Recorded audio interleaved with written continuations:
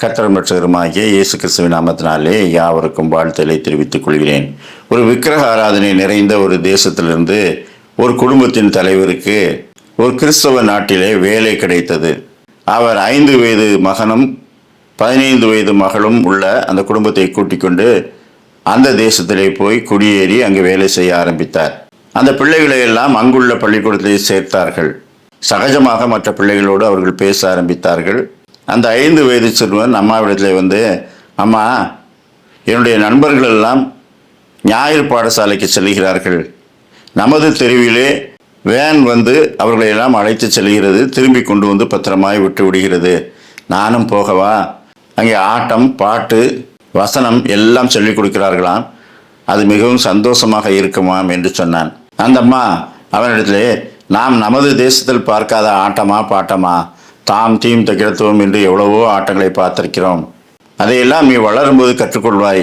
நம்முடைய கலாச்சார மையம் இங்கே இருக்கிறது.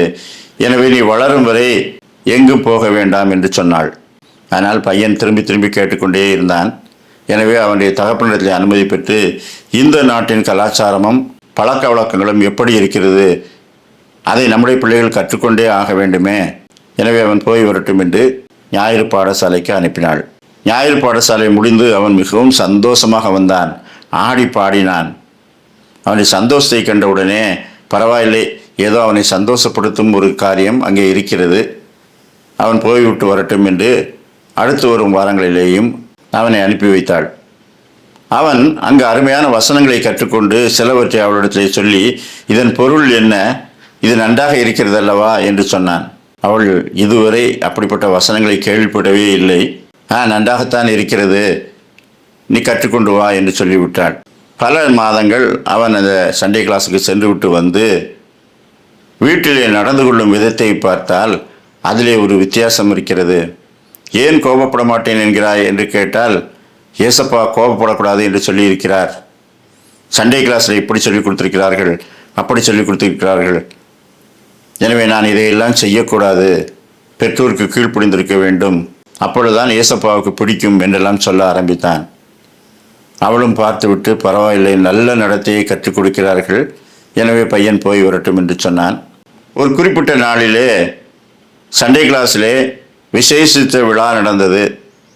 கிறிஸ்மஸுக்கு முன்னால் அந்த விழாவுக்கு அவன் பெற்றோரை கூட்டி வரும்படிக்கு சொன்னார்கள். இவனும் தன்னுடைய தாயையும் தந்தையையும் அந்த விழாவிலே கலந்து கொள்ள அழைத்தான். அவர் வரவில்லை. ஆனால் இந்த அம்மா வந்தாங்க. வந்து அங்கே இந்த பிள்ளைகளுடைய கலை நிகழ்ச்சிகளை காணும்போது அருகில் இருக்கிற பெண்மணி இவர்களோடு பேச்சு கொடுத்தாள். அவர்கள் இருவரும் நல்ல நண்பர்களாகிவிட்டார்கள்.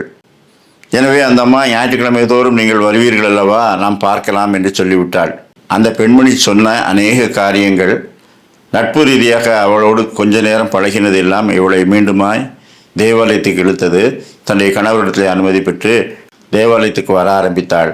அநேக சிநேகிதிகள் கிடைத்தார்கள்.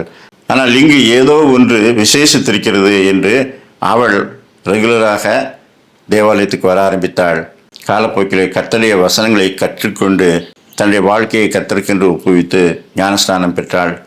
அதைத் தொடர்ந்து அவள் கணவனும் சில நாட்களிலே ஞானஸ்நானம் பெற்றான். திருச்சபை என்பது குடும்பங்களை கர்த்தரிடத்திலே வழிநடத்தும் ஒரு கருவி. ஆதி திருச்சபையிலே ரட்சிக்கப்படுகிறவர்களை கர்த்தர் அனுதினமும் திருச்சபையிலே சேர்த்து கொண்டே வந்தார். வந்தவர்களை விசாரிக்காமலும் போனவர்களை தேடாமலும் இருக்கிற சபைகள் கொஞ்சம் கொஞ்சமாக வீழ்ச்சியடைந்து கொண்டுதானே வருகின்றன. 1 தீமோத்தேயு 3:15 தேவனுடைய வீட்டிலே நடக்க வேண்டிய வகையை நீ அறியும்படி இவைகளை உனக்கு எழுதுகிறேன். அந்த வீடு ஜீவனுள்ள தேவனுடைய சபையாய் சத்தியத்துக்கு தூணும் ஆதாரமுமாய் இருக்கிறது. திருச்சபை என்பது சத்தியத்துக்கு தூணும் ஆதாரமாய் இருக்க வேண்டும். அப்படிப்பட்ட சபையிலே நாம் இணைந்திருந்தோம் என்றால் கர்த்தரை ஸ்தோத்திரிப்போம். கர்த்தர் தாமே அப்படிப்பட்ட நல்ல சிந்தனைகளை நமக்கு தந்தருள்வாராக. ஆமேன்.